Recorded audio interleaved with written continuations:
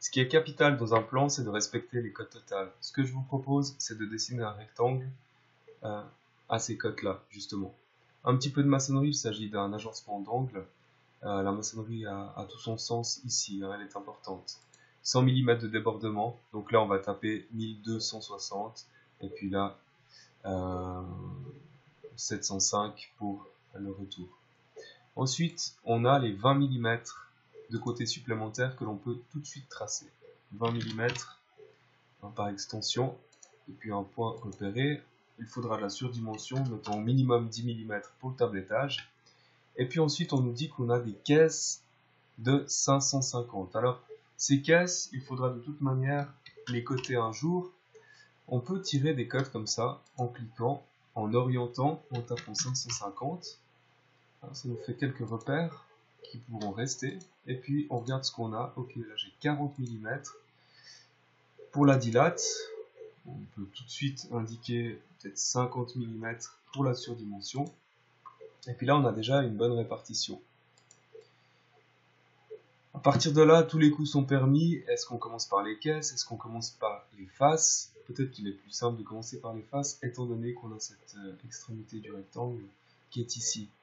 On a 4 mm de jeu.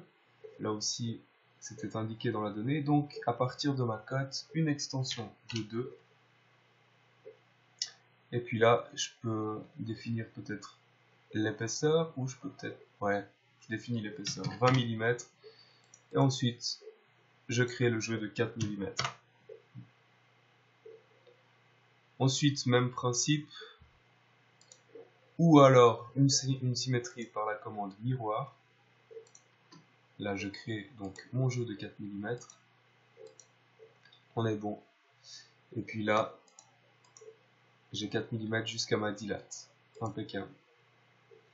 À partir de là, je peux taper ma dilate, qui fera donc, avec surdimension, moins 50,20.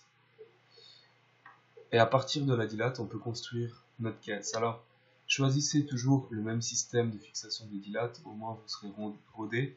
Là, par exemple, on peut lui faire un support en panneau de particules mélaminées de 19. En réalité, moins 19, puisque je pars à gauche. Et je sais pas, 60 mm de haut. À partir de ce support, je peux commencer à dessiner ma caisse. Alors, le côté gauche de la première caisse, ce côté a peut-être un retrait de 2 mm pour le fonctionnement de la charnière, pour le butoir qui sera le bout. Et puis, à partir de là, je regarde combien j'ai à disposition. Alors, il y a ces indications de mesure qui apparaissent, n'oubliez pas, autour de votre curseur. Là, je vois que j'ai 568,6. Il faudra que je mette un dos à l'arrière. Il faudra que j'essorte le jeu, au cas où le mur n'est pas vraiment droit. Alors, je peux peut-être mettre 19, ça c'est sûr, pour l'épaisseur, virgule, peut-être 560. Voilà. 560, qu'est-ce qu'il me reste derrière? Ok, il me reste 23. Donc là, je peux mettre un dos de 10, un dos de 16. Donc il n'y a pas de problème à ce niveau-là. Et j'ai un côté gauche. J'ai une référence au niveau de ma cote. J'ai le centre des 550. Je peux le passer à droite par symétrie. Là, à nouveau, je peux le passer à droite. J'aurais pu faire une symétrie des deux côtés à la fois en réalité.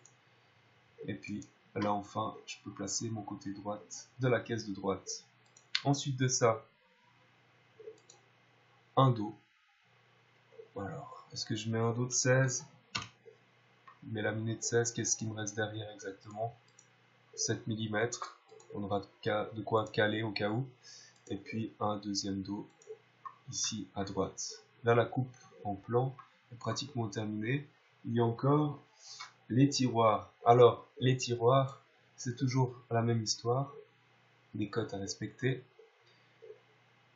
Par habitude, je dessine mon côté tiroir contre la caisse dans un premier temps. Je définis juste son épaisseur et sa longueur. Là, on voit qu'avec une coulisse, on a combien ici de vide? On a 562, donc on peut mettre une coulisse de 550. Mon côté tiroir fera donc 550 moins 10 pour une coulisse plume 540. Donc, peut-être 15 d'épais, hein, ça peut aller jusqu'à 16. Moi, je préfère mettre 15. Au moins, on est sûr que ça ne flottera pas contre les coulisses. Virgule 540. J'ai mon côté de tiroir. Ensuite, en ayant mis 15, je dois déplacer ce côté de 6 mm. Ainsi, je garantis la cote de 21. Voilà. Un côté gauche par miroir qui passe à droite. Un dos, toujours la même épaisseur, 15 mm. Et là aussi, 15 mm.